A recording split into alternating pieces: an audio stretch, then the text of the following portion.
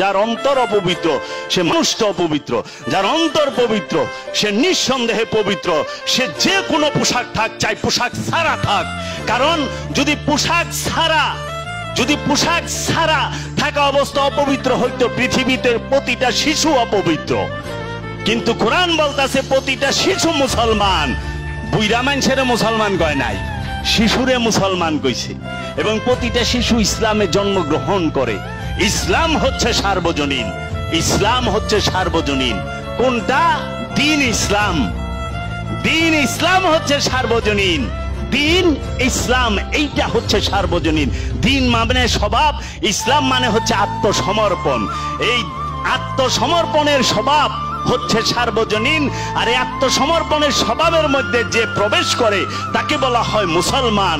আর এই মুসলমান সে সার্বজনীন, মুসলমানের কাছে সবাই নিরাপদ।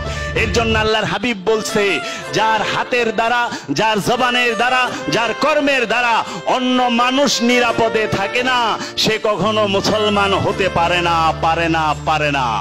কারণ মুসলমান সার্বজনীন, আল্লাহ সার্বজনীন, রব্বুল আলামিন সার্বজনীন, মহানবী সার্বজনীন, সমস্ত নবী রসুল আউলিয়া উলিয়া কেরাম মনি ঋষি সাধু সন্ত সবাই সার্বজনীন।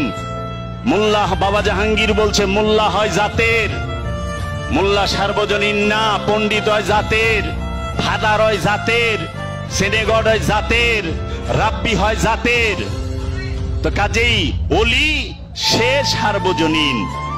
এর জন্য মসজিদ সেটা একটা সম্প্রদায়ের, মন্দির সেটা আরেকটা সম্প্রদায়ের, মন্দির সে আরেকটা সম্প্রদায়ের, মক্কা এটা একটা সম্প্রদায়ের, এবং কাশী সেটা একটা সম্প্রদায়ের। কিন্তু আল্লাহর মহাপুরুষ সে কখনোই কোনো সম্প্রদায়ের না, নূরের কেতাব কখনো সম্প্রদায়ের না। এর জন্য অসাম্প্রদায়িক কথাই হচ্ছে, বাবা জাহাঙ্গীর বলছে যে নিরপেক্ষতাই, ধর্ম নিরপেক্ষতাই হচ্ছে ইসলাম। ধর্ম নিরপেক্ষতা ইসলাম, ধর্ম নিরপেক্ষতাই ইসলাম। আমরা ধর্ম নিরপেক্ষ হওয়ার চেষ্টা করি, অন্যের মতকে, অন্যের পথকে আমরা সম্মান করতে, ইজ্জত করতে শিখি। আমরা লেবাসের পাগল যেন না হই, আমরা যেন এই বাগে জান্নাত পড়ছি গেছি গা, আমরা নামাজ শিক্ষার বই পড়ছি গেছি গা, আর ওই যে গীতা পড়লে ধর্ম বিনাশ, এইগুলার মধ্যে মারামারির মধ্যে না থাকে।